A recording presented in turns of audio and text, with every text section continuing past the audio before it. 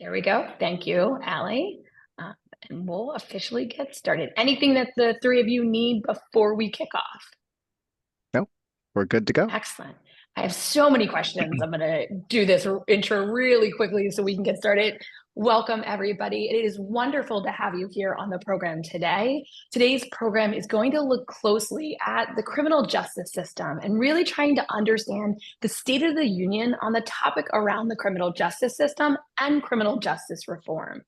We believe this is an unbelievably important topic right now as we're moving into probably one of the most significant elections in modern history.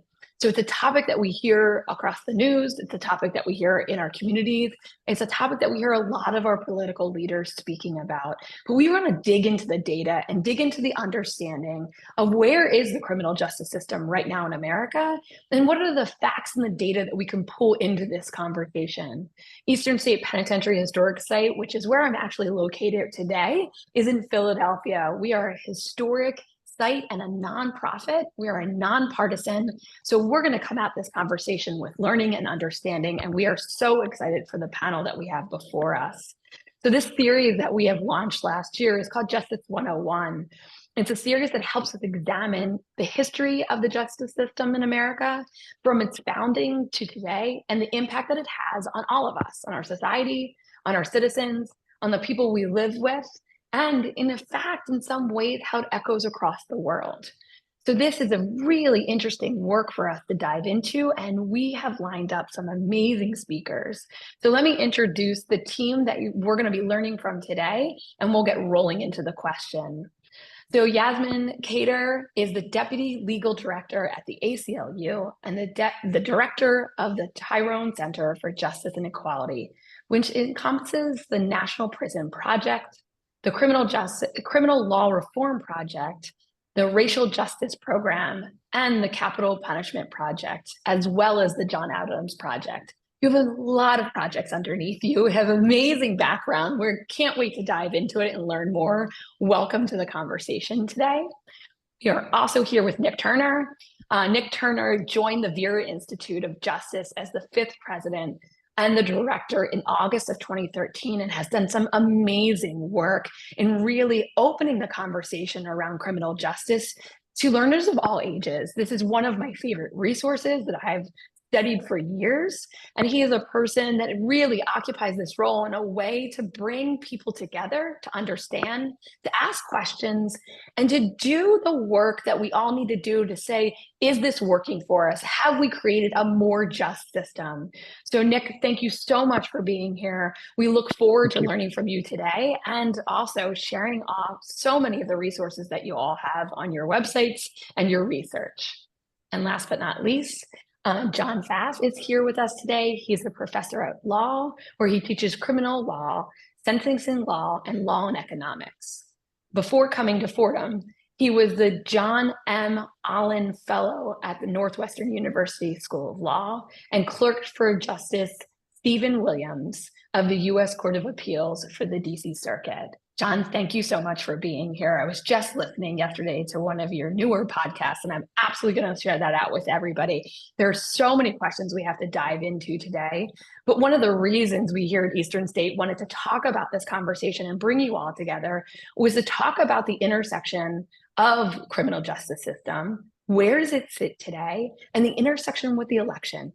We hear this across our national election platforms in all different states, in all different parts of the country. And we hear about crime and punishment. We hear about tough on crime agendas. And I thought I would like to start with y'all. Maybe John, you can kick it off and then we can jump around about where are we in crime and punishment in America today? What are our stats telling us? And what is a snapshot of how our country should really see what is happening with the law, what's happening with incarceration, what's happening with crime in our country. So John, would you like to start us off there? Sure. I'm assuming I have 7 hours now to speak to answer that question, to just touch the surface of it. Mind you, our students listening of all ages, we have high school students, college students, and learners of all ages. So not just you have 7 minutes, but you also have to speak in a wide range of vocabulary. So we all stay along. So real easy day for you. Yeah, I mean, obviously, it's a tricky question since the criminal legal system is such a sprawling, massive thing that weaves itself into so many different parts of our lives that trying to say where is it doesn't really work because it isn't in it, right? There's no one thing there. It's this sprawling web of actors who all have different politics at the same time, right? So, arrests, they're made by police. There are city officials who respond to a mayor who's elected by the city. Those they then when they arrest them, they hand over to a prosecutor who charges them, but that prosecutor is elected by a county. So that's a different electorate, usually a bigger one, usually more suburban, more conservative, more white, more punitive, right, than the city itself.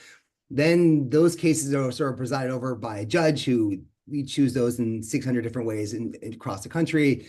When you get convicted, you get handed over. If you get a serious conviction to the state-run Department of Corrections, they send you to prison. If you get released, that's driven by a parole board. They're elected, they're chosen usually most places by the governor as sort of at-will employees of a state-level official, right? And so we sort of say, what are the politics here? Like, it really depends upon which of these various actors we're talking about, because the politics of them all are very, very different. I guess, to give the 30-second answers, other people can talk too. I think the thing about the politics of the criminal legal system is actually the feds probably impact it less than most other policies out there, right? Will Trump make things better if he wins? No.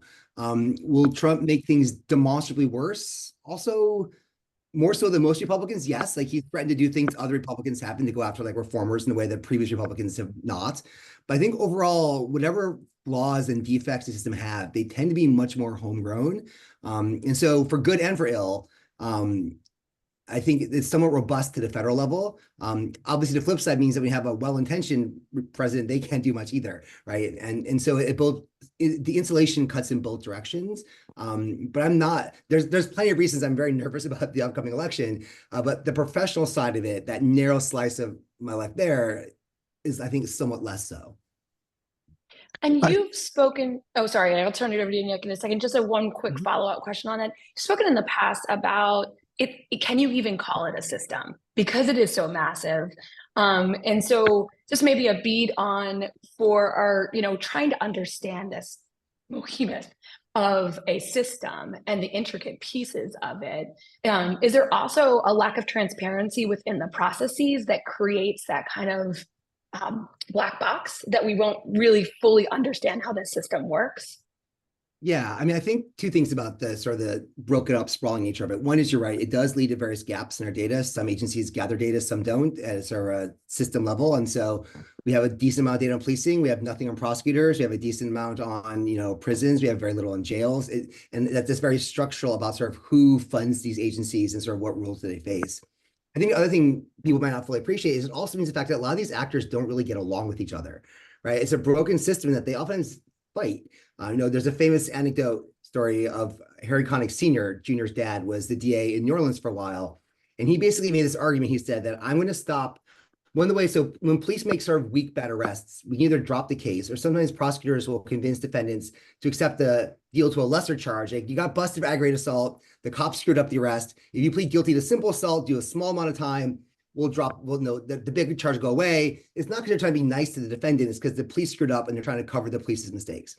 And Harry Connick Sr. said, I'm not going to do this. He told the New Orleans police, you bring me a bad case, I'm just going to drop it, right? Because I'm not going to cover up your shoddy police work. And the NOPD basically said, okay, right? Like, their data was arrests. That's what they were judged on. And as soon as they made the arrest, their job was done. And if the DA decided to drop the charge or not drop the charge, that didn't in fact impact their data. And so they didn't improve. And Connick Sr. just kept dropping. He had one of the highest dismissal rates in the country because he couldn't force the NOPD to do what he wanted them to do, because there's no chain of command between them. He was directly elected. They responded to the mayor, who was separately elected.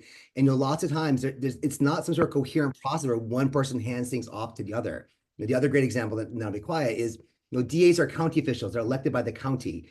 Prisons are state institutions run for by the state. So if you're a DA and you're tough on crime and you send someone to prison, it's actually financially cheaper for you because it goes off the county accounts and goes onto the state accounts. If you're more compassionate, convict them of a misdemeanor or sentence them probation or divert them into a drug court, those are all county expenses. And so it's actually more expensive for an elected DA to be smarter on crime, because that tends to come out of county budgets. If they're tougher on crime, that's worse for the public as a whole, but cheaper for them, because these systems don't mesh up well. They're kind of hammered together in a way we barely understand the history of, and lots of times it just doesn't make sense in how they function. Thank you. That's I a really helpful foundation. Nick, would you like to jump in here Yeah, and I talk mean, about I agree with everything that John has said. I mean, this sort of system of non-systems is in fact, I mean, it's atomized, it's opaque, it's uncoordinated. However, I think that it is possible to make some generalizations about the system overall and to sort of aggregate up. And, after all, this is a talk that we're having about the state of the union of criminal justice reform. And I would begin by saying that I think the state of the union is generally positive. We, we're, I guess I would contextualize it this way. The three of us here either write about or work on efforts to end mass incarceration, to understand it. And the sort of modern state of mass incarceration really developed from the early 70s on, and we reached our peak in this country with around 2.3, 2.4 million people locked up around 2009. The current number of people incarcerated is down about 20% from that period. The number of arrests in this country has probably been reduced about 33%, since its highs around 2011 or so.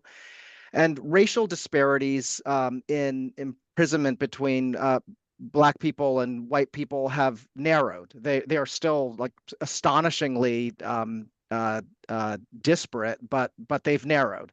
So all of that is progress. And the reason to talk a little bit about this, well, how did that come about? And I would describe the period from around 2011 until now as being an era in the context of criminal justice that is unlike any other era in American history. And it's an era of sort of consciousness and recognition about the harms and burdens that were caused by the system. If you think about it, 2011 or 2012, Michelle Alexander writes The New Jim Crow.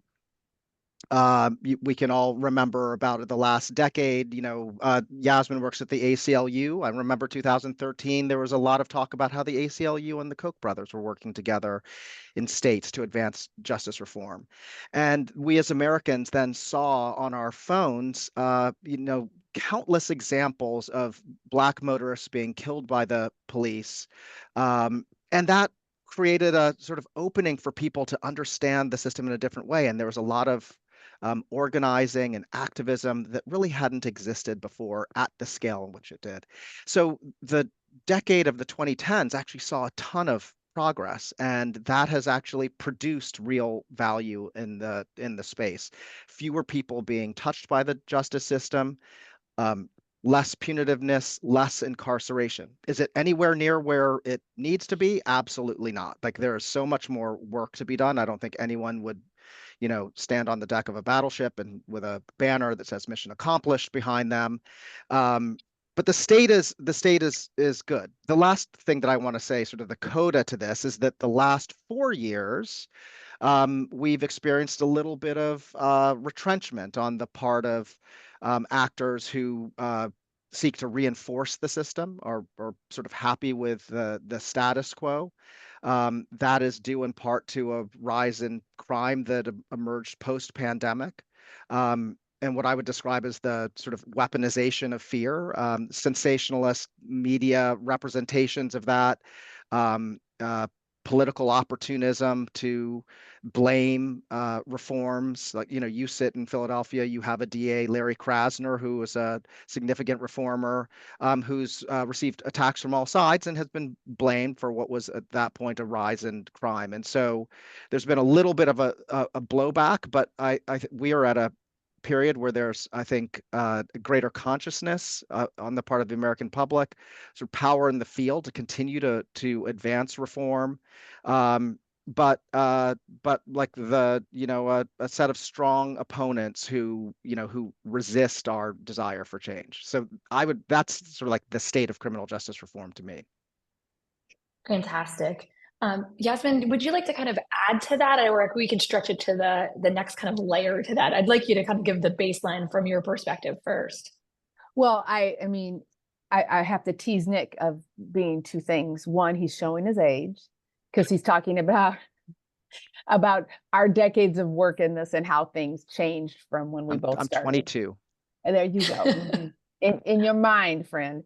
But also, eternal optimism, which I do share, and I do think it's really important to note about from where we were, the progress that has been made. I think we also have to really reckon in a very clear and forceful way with how precarious some of those progressive tendencies are, and how precarious they are right now, and how effective the current version, because this is a long-standing mantra of tough on crime, but how effective the current version of that is right now in turning public sentiment against these reforms, against this progress, and turning public sentiment right back to the threats of mass incarceration. It might not be crack that gets us there, but it certainly will. We're very threatened by, increasing penalties for fentanyl,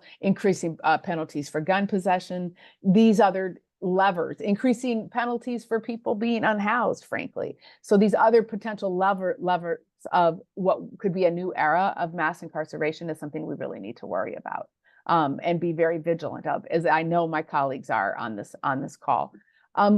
What I would say is that, just in terms of when we're thinking about the feds for a second, those strong, there's a strategy behind these Republican talking points about tough on crime. And, there is a reality of disorder that has occurred in some of our cities that is being mistaken for being and being manipulated and being twisted, a rise in disorder, meaning, things such as shoplifting or open drug use or public drug use, or even open sex trade work. That disorder is being spun into effectively by some of the opponents of progress as being indicative of a mass change in actual stats of violent crime.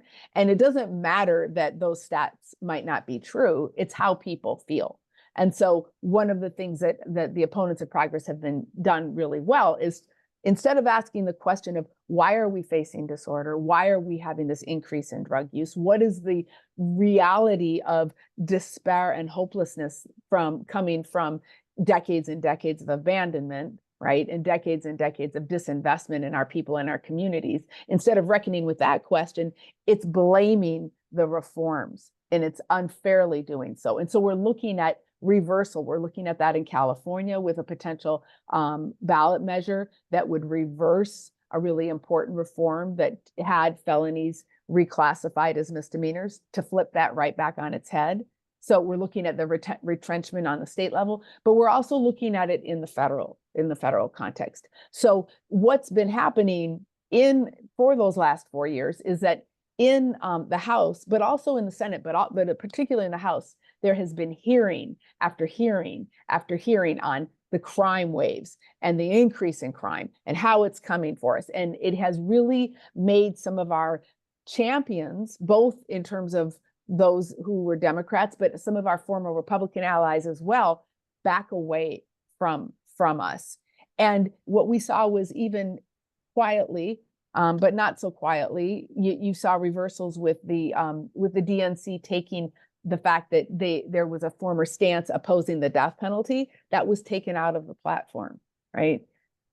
I mean, we have to be vigilant. And so I think when you're looking at what's coming right now, in terms of the current presidential election, there is a gulf between the candidates that I agree with John. It's not always it's not as stark as it is in other contexts, such as in voting rights or in abortion. But they're nonetheless in the context of criminal legal system change. There's a large gulf between them, more so than in some other previous presidential elections.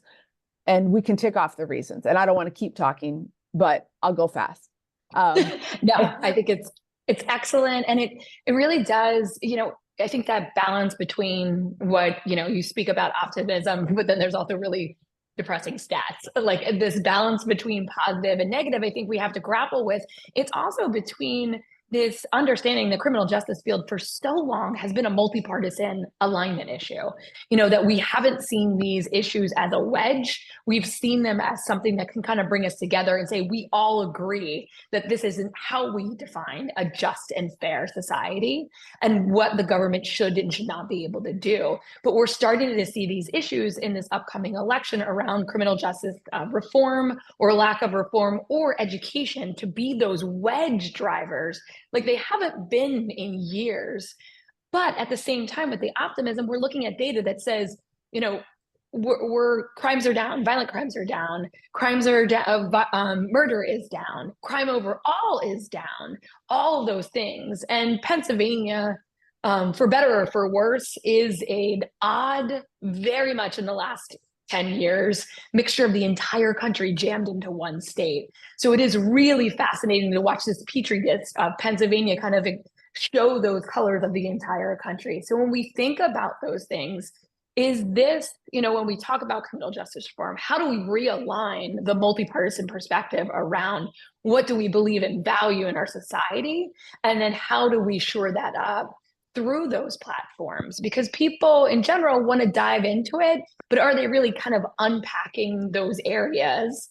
And I know this is a really complex question. And where should they look? Because our criminal justice system, just like our education system, is based off of federalism. So it's very different depending if you live in Philadelphia, if you when you're voting for the state level, or if you're in rural parts of the country as well. So what is a way we can kind of channel that understanding to really what's happening and what we should shore up? And then where are the voting mechanisms that we as citizens can be even more empowered around?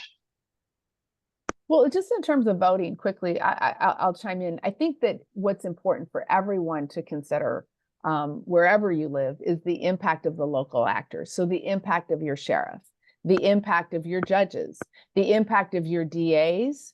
All of those platforms are ones where we can really dig in and increase voter education to have an understanding of what those will be. But then in terms of the pressures that they're facing, I think, John really laid this out well in the beginning when, just discussing about the different budgetary constraints that folks are under, the different incentives, and really kind of unpacking that so that we have a greater understanding and that the electorate has a greater understanding about what they're voting for, its efficacy, in terms of what we want to see in terms of safety, and safety defined broadly, right? Including being safe from being safe from over policing, being safe from exploitation, being safe from, any type of measurements that are penalties that are designed to just increase budgets, traffic penalties, et cetera.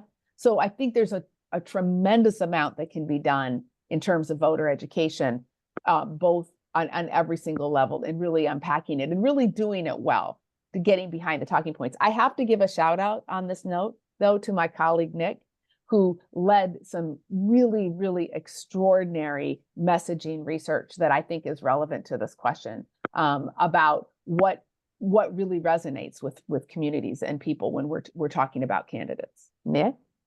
Yasmin, that's so nice of Yasmin to do that, who called me an old man, but she graduated from law school before I did. So, and oh wait, I wasn't going to say that. No, I want to make two quick points. Because I think what Yasmin says is right about the need to be vigilant. And then I'm going to talk a little bit about why I actually do see hope, and it gets to this messaging thing. And so we do need to be vigilant. Every single thing that Yasmin cataloged is absolutely true. Hearings being held on the, in Congress, champions of reform backing away, seeing lots of attacks, here and there. But hope and vigilance can actually coexist, and they should coexist. And it's really a matter of degree.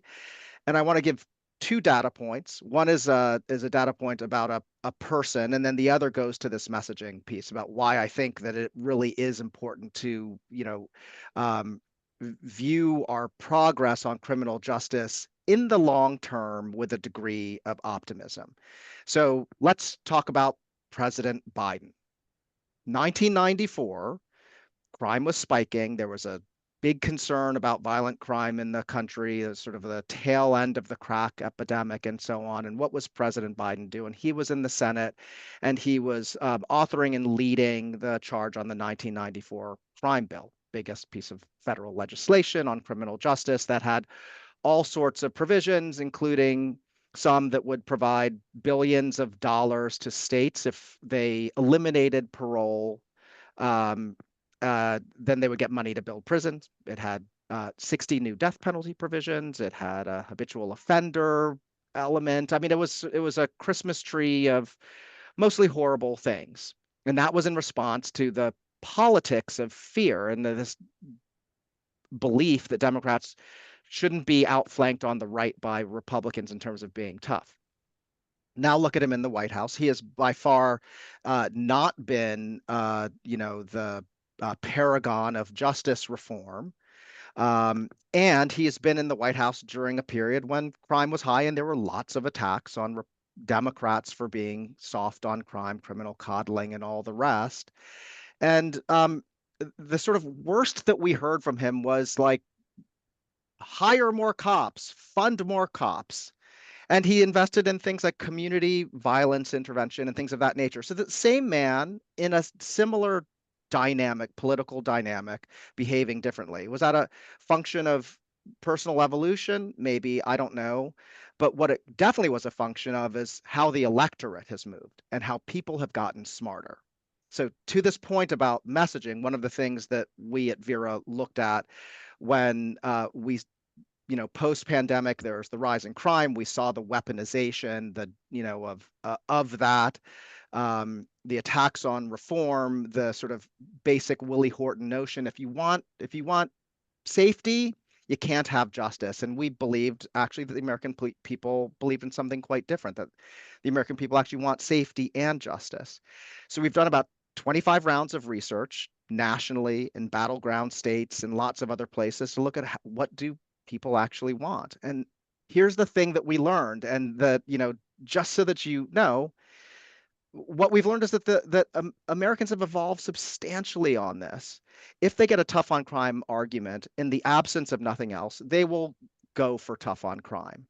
However, when you say to them, how does this sound to you if we fully fund things that are proven to create safe communities, to improve people's quality of life, like good schools and living wages and affordable housing, and do more to prevent crime by increasing treatment for mental health, drug addiction, and getting illegal guns off the street? Say, how does that sound to you versus doing more to get tough on crime, like having tougher sentences for people who are convicted of violent crimes, maintaining strong bail laws to keep potentially dangerous people off the street, and providing police with more support and resources? Americans say 56% to 43%, I want the first thing. You ask Black Americans, 72% to 27%. You ask Asian Pacific Islanders, 59% to 37%. White folks, it's a little less, it's a little bit more ambivalent, 52% to 47%, and Latinos, 60% to 39%. So when you actually speak to them about what really delivers safety, it's a solution-based approach. It's based in prevention, and it's not about scare tactics. This is what American people want.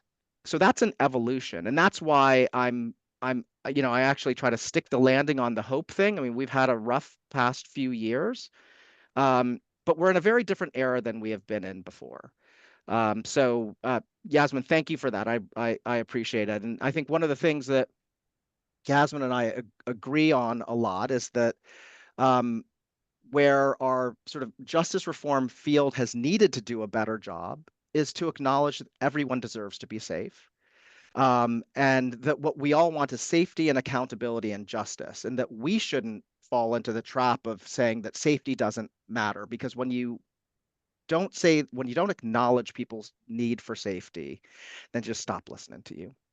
And that's something that I think that, she and I have talked a lot about and see absolutely eye to eye, particularly in Black communities, and the brown communities that we come from. And we had a press event in Philadelphia on Friday here at Eastern State, and the key number one thing was everybody cares about safety. People who are in holding cells who can vote. It was really around the 30,000 people that can vote, even in their state of incarceration at the time. And they care about safety for their families, for their kids. Everybody cares about safety. And for me, as classically studied educator, it's Maslow. We have to make sure that everybody is safe and has the base function, so then we can really achieve those higher order things. Now, when we talk about that and we talk about safety and drilling down into the issues, John, I was going to ask you this. We talk about this, though, you have a lot of research and study on what does it mean to be safe and how do we really address violent criminals, which is the majority of people that are in prison. Could you talk a little bit about that? And if it's not directly connected to what you were going to share that too. Sure. So I just wanted to respond a little bit first is sort of I guess I want to sort of maybe tamp down the optimism just a tiny bit. At least I'm less optimistic, I think. And it stems from a sense that one word I never let my students use in class is we or us or Americans, because that's not a thing, right? And there are very clear schisms about what different groups of we want. And I think a great example of both the potential and the risk of reform is actually a couple miles to your west in Pittsburgh, right? So Pittsburgh just had a prosecutor election. It's a fascinating race because it's one of the only races in the country where the primary and the general election were the same race. Right, because in the Democratic primary, no Republican runs in the primary in Allegheny. It's a Democratic primary. It's Zappala who's the incumbent. It's Duncan who's the public defender challenger. And as Duncan looks like he's going to win the primary, Zappala's supporters say, "Hey, wait, there's an open Republican slot. We're going to lose the Democratic primary. Write me in as Republican. We'll win that race," which is what happens. Duncan wins the primary for the Democrats, but Zappala runs unopposed as a write-in Republican. So now the general election is just the primary with a catch.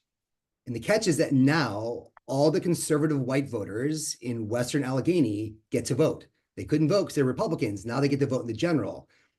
Duncan wins the primary, loses the general, does better in Pittsburgh in the primary general than he did in the primary. He actually picks up votes and vote share in Pittsburgh and a lot of the black suburbs to the east of Pittsburgh.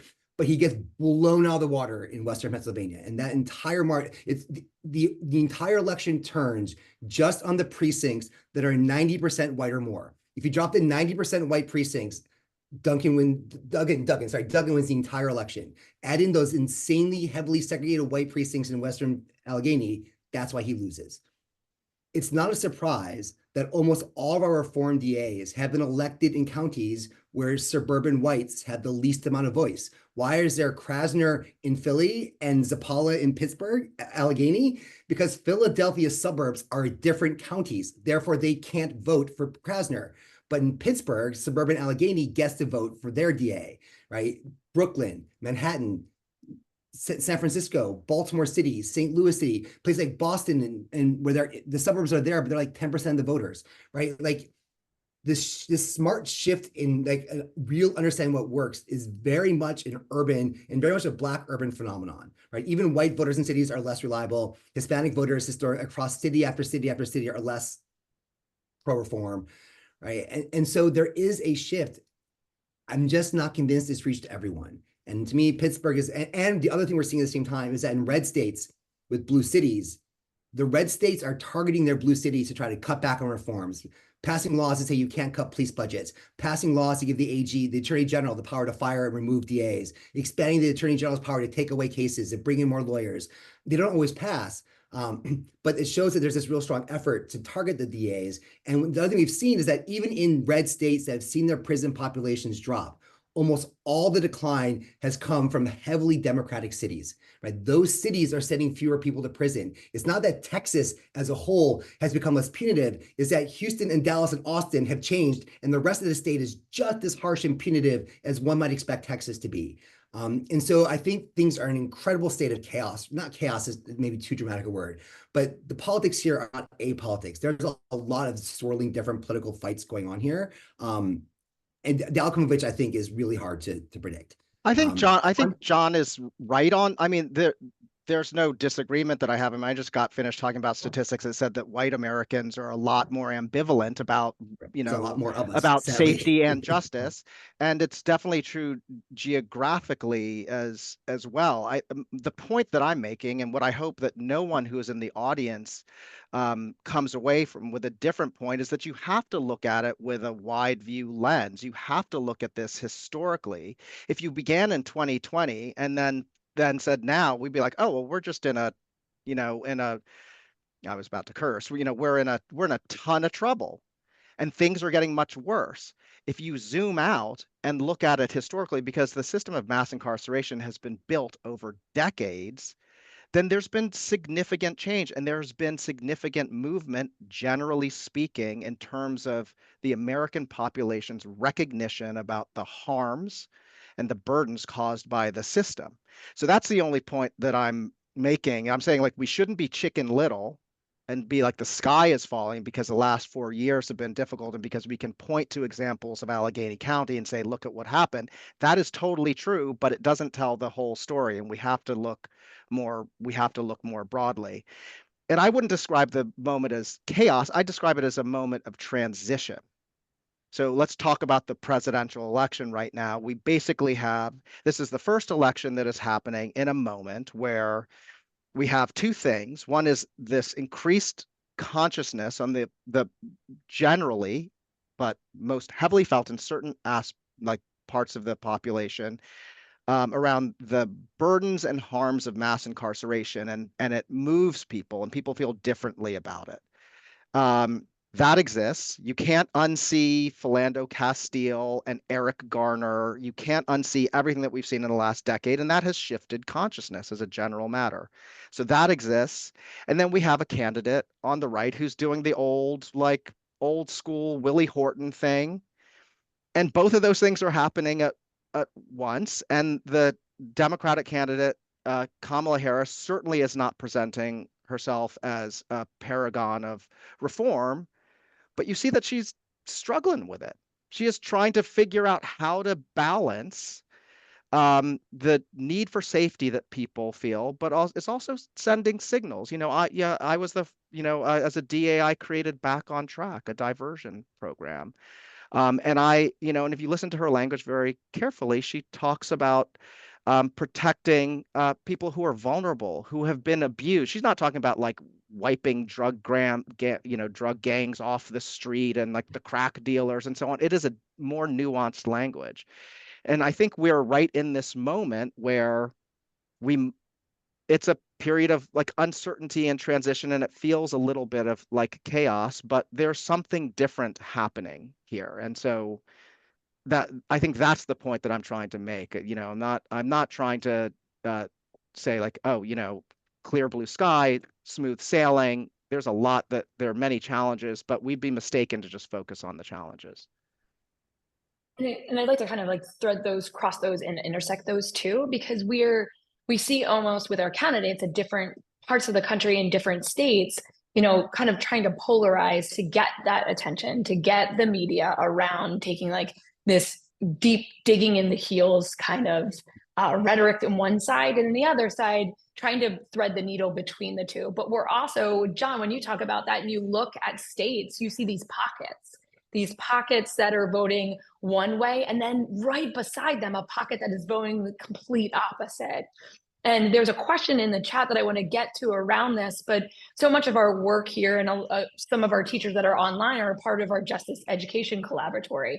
And it really is about normalizing the conversation of the impact that incarceration has on people, but also has on our students. So many of our students in our classrooms across the country, and I'm talking K through 12 here, have been directly impacted by a parent or a loved one being incarcerated, but we're not talking about it. It's something like one in every other adult has a family member that is incarcerated, and 1 in every 4 kids, yet we're not talking about it. So the CUNY students that are on board are looking at what are the big issues. And I wonder if a part of that conversation on recidivism, the conversation on criminal justice work and what really makes a difference is about opening up those conversations, and is about, get out the vote, but not get out the vote just to vote, get out the voter education around these issues. I think there's a lot of work that has to be done before we can just say, oh, we're going to talk about this and move on. But we have to realize in this conversation, and I know we all do, is that it's not just about informing people. It's in being able for people to come into that storyline and engage with something that can, for certain people, cause shame, and for other people give shame. So how do we really unpack that and get out of these almost segregated pockets of ideas around fairness and safety and stop making them a binary, that we can be fair and safe at the same time? So again, I'm sorry, I give you guys these really loaded questions, but you're excellent at kind of delivering them and saying the work that you've done. So Yasmin, do you want to kick us off there on that topic? Yeah, I think, we have to center in everything we do the people and the communities who have been impacted by this, and that's so many of them. And it's interesting when you say that we don't talk about it, because I feel like there are there's been a lot of movement and a lot of incredible transformation that has been done to shift that paradigm. When Nick was trying to age me, and I'll just age myself. When I started as a public defender, there was no one talked about mass incarceration. It was not a phrase, right? It was certainly not seen, being a public defender was not seen as being a frontline warrior in the civil rights movement, whereas it is in many ways today. So I do think that we have made some shifts, but we have to give credit to where credit's due and who has made the shifts, right? We have to talk about the movement for Black lives and how long and hard and strategic that work has been to make that shift and to bring this to the mainstream consciousness. Even the phrase Black Lives Matter, if you just step back and you think about the choice of that phrase, it is so shocking to the consciousness that one would have to say such, right? Why are we at a point in our country where we have to say that these lives actually count and these are real people? And so I do believe that part of that shift is about the people who are leading our movements, who are leading that consciousness, who are organizing and giving credit where credit is due to those activists and organizers and champions in our communities who have really forced us into the public consciousness. That would be the first, I think, giving credit where credit's due and understanding why and how we got here in terms of the progress that we've made is a really important recipe for what we want to do moving forward and where we need to take direction from, right? And that's why when Nick was talking about, moving forward with the next chapter of progress, taking direction and listening to people who are most impacted by both crime and over policing, and taking direction about from movements that are talking about what you're taking away from them, right? As opposed to what are you doing to invest? We need to invest in our families, in our people, and in our communities, and try to rectify the decades and decades of abandonment. I mean, think about it. Think about how, we used to have community programs. We used to have, I was a volunteer in high school at the Inner City Youth League. I was a beneficiary of those programs.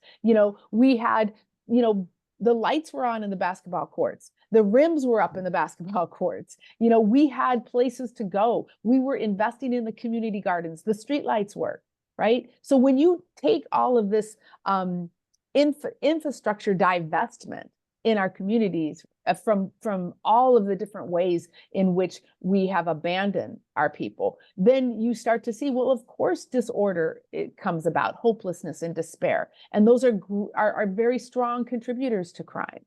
So the conversation and the solutions about what we need for safety, we have to look first, second, and third to those who are living at that intersection. And then I think we will find the roadmap to the progress that we want to see. Thank you so much. That was fantastic. Nick or John, would you like to go next? I mean, I'm happy to go back to the question about violence. If you want to go back to that, but I would also say I agree that the people most impacted have the best answers. They live with all the trade-offs. The question is, how do you make sure that their voices are the ones that are heard the most, right? And I do think, again, I feel like I'm playing the role here of the pessimist, and I think I am, I guess, maybe more pessimistic, right? One question I consistently get asked is sort of how you get sort of white rural voters to actually care about Black Lives Mattering, and I've come to the conclusion that you don't, right? That I'm not sure we can, and so the question becomes less, how do you convince suburbanites and rural voters to favor smart policing of people who are impacted by this want? And more, how do you sort of deny them a political voice, right? Like, I like that Philadelphia gets a vote as DA and the suburbs are different counties. I like that Brooklyn doesn't have to worry about what Westchester is thinking, right? Like, I wish Chicago didn't have to worry about the rest of Cook County. I think there's something to be said for being very, very local in our views. And I'm optimistic on the views that the more local groups have. I'm more pessimistic on their ability to fight back against sort of the broader, suburban America is always overrepresented state legislators. It's just math. It's almost impossible for cities to have their share of the legislature. And so, at the state level, the places where crime is most concentrated are always fighting a rearguard action against more conservative, overly conservative state legislators. Even in blue states, they tend to be more conservative than the cities that those blue cities are in. And I think it is like a real challenge that is not an easy one. And, I appreciate Nick's point about, don't look from 2020 onward, but the next historical jump, right? If you go back to the 1800s, like what's amazing is I'm helping out this documentary that looks at the history of incarceration from sort of 1600 to 2020. And you'll hear these quotes from 1850. And like, is that 1850 or is that 2020, right? You'll see a reform that feels just like 1990, and you watch that like right now. And then you watch that reform collapse 10 years later on the exact lines. You can see it collapsing now, right? What's the saying? History doesn't repeat itself, but it rhymes, right? Like there's a lot of troubling rhyming going on in sort of this longer historical picture, but it rhymes. It's not the same, right? Like at the same time, while the stories repeat, there is at times kind of this upward improving trend to things that we don't want to downplay, right? Like prisons are terrible, but they're better than they were in the 60s, and they're better than astronomically better, and they're better in the 60s than they were than Eastern State was in 1820 when it got built. It was like Dickens hated it from the moment he first saw it, right? Like there is a trajectory you don't want to lose, but there is also like patterns that are concerning. And I think that our nation's history of race isn't going to go away, and the criminal legal system and race and sort of the way there's an amazing sort of book by this guy Khalil Muhammad called The Condemnation of Blackness, whose argument is the fact that we view white criminality as sort of lone wolf, you just misbehaved, let's deal with this problem, and we view Black criminality as a sign of collective group failure. Why did this one Black kid do this one bad thing? Well, because Black culture is terrible, right? So let's crack down on an entire population. Well, when the white, I remember when Dylan Root murdered 30 people in the church in the South. One of the articles said he self-radicalized, right? There's no Time or Newsweek or something, right? Like there's no evidence like a whole culture of white supremacy that told him go murder people, right? He somehow, we don't quite know how, right, just turned out to be a white racist mass murderer. And so I think that collective part is a huge challenge that we don't turn that quickly, and that's gonna be a constant, I think, burden that sort of reform, not burden, but I think is one of the things that be most vigilant about in trying to push for more reforms, is to realize there are incredibly deep cultural attitudes that push for sort of collective punishment of Black communities. And that's, once you get outside of the cities, like when the Blue Lives Matters flag start becoming the dominant flag even more than the American flag, like the sense of ooh, I care about the harms of mass incarceration. They don't, right? Like it's not the people they know the people on the other side of that line. And that's where all their support and attention and emotion is going to go. And it is a completely different perspective that isn't insurmountable, but requires a completely different rhetoric to bring them on board. The last thing I'll say on that is that there was a fascinating article in the Marshall Project several years ago about how rural America was coming on board with public defenders. We need to fund public defenders better. And it wasn't anything to do with Black Lives Matters or civil rights or racial disparities. It was gun rights, right? All their friends had all these BS meth felony convictions. Now they couldn't own guns, and now they can go hunting in hunting season because they would be felon in possession of a gun. If they only had a better public defender when they got nailed for that meth charge, he could have gotten to misdemeanor, he could go hunting, and that brought conservatives on board. Like there's a different way to talk to rural red staters that gets them on board, but is a completely different story and narrative that they need to hear that speaks to the way the system impacts them. And the way it impacts them there in rural, red, all white America is very different than the way it impacts us in multiracial, very dense, urban America. Can I push back? I really appreciate, well, Can I just yes, push you can back absolutely push a back. little bit? And I don't know if it's as much of a pushback as it is a taking the conversation further, but I think it's more complicated and I think it's more interesting. And I would say that because of what you see happening in blue cities with new, with blue governors and blue state elected officials and blue DAs who are regressing. And then I see, we see new levers of mass incarceration happening. We see what's happening, for example, in New York City. We see, rhetoric coming out of the governor of California. So, there's equal opportunity critique to go around. There's Sure. also though equal opportunity hope. And I am actually, I don't see the same binaries. I certainly see the voting patterns. I certainly see the disenfranchisement, and I certainly see the division that this country is facing. That said, there's so much opportunity when we are able to dig down into finding what people's true values are and call them out, meaning call out what the values are and link it. I have seen some extraordinary progress in some of these red places against, for example, building prisons. When the good organizers and the good mobilizers of all different types of stripes come in and talk about what the prison industrial complex does to communities, and they're often placed in some of these very rural places, you find people transform and become advocates and become educated. So I think we need to be nuanced. I think we need to be strategic. And there's just one more thing that I'd like to do to talk about that's in the chat, just about how do we all get involved and how do we have these conversations that are across regions or that are across race or that are across experiences. And that's really, I'm just going to throw something out there. I'm going to throw a conversation tool out for everyone. So everybody take out your pen, write down these 4 letters. And I will share everything they've shared today back to everybody. So don't stress if you don't have a pen. Okay, but it's just 4 letters. V, P, S, A. Value, problem, solution, action. What is our shared value? We all want and deserve to be safe. What is the problem? But sometimes we feel like we're not safe in our communities, either because we're facing police violence or there's high crime. Solution. What we need to do is invest in the measures that we know keeps us safe. We need to make sure that our children have job opportunities, that our old people are taken care of. We need to make sure that our infrastructure works. So the call to action is to insist on that from your elected official. That's just an example. But if we all adopt that frame, VPSA, and we think about it in the ways that we want to have effective communication about this issue, I have tremendous hope. And I think we have to also ensure that we're crossing our populations in these conversations, because I think that is so important.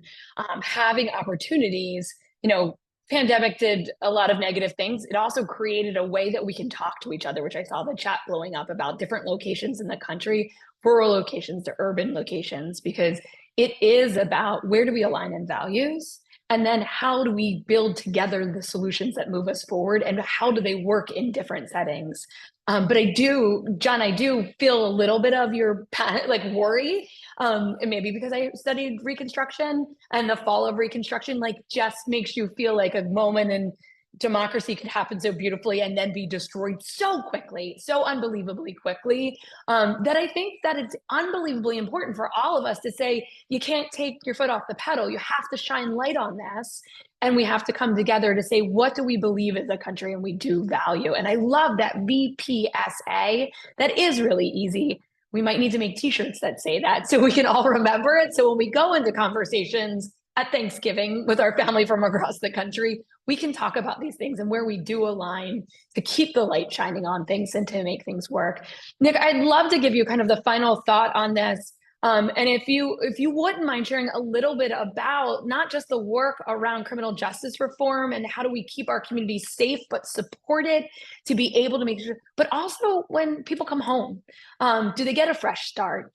As Rob Rosa, who's in our chat right now, is really an advocate in Philadelphia and across the state of Pennsylvania to making sure people understand that it's not sometimes a second chance, it's sometimes just a fresh start when you come home, and the issues around recidivism. So to give you kind of that parting piece, if you wouldn't mind doing a beat or two on that, would be wonderful. Well, I mean, I guess just last week I was in Germany. Vera takes delegations of people there to learn about that justice system, which is, that Germany incarcerates at a tenth the rate that we do. 80% of people who are prosecuted end up getting a day fine, and only about 6% of people get incarcerated. So it uses incarceration a lot less. Part of that system, what underlies all of that is a commitment to human dignity that was written into the general law of 1949. So essentially the constitution of the new German state. And it's fascinating to see. And when you step into when you talk to anyone who works in that system, they say, look, to the extent that we have to use prison, the only punishment should be the deprivation of liberty, and then every single thing we do should be organized around what they call normalization, which is to help someone. Like, the prison environment needs to look as much as possible like the world outside to which everyone is going to return, and it's the duty of the state to be able to help people do that.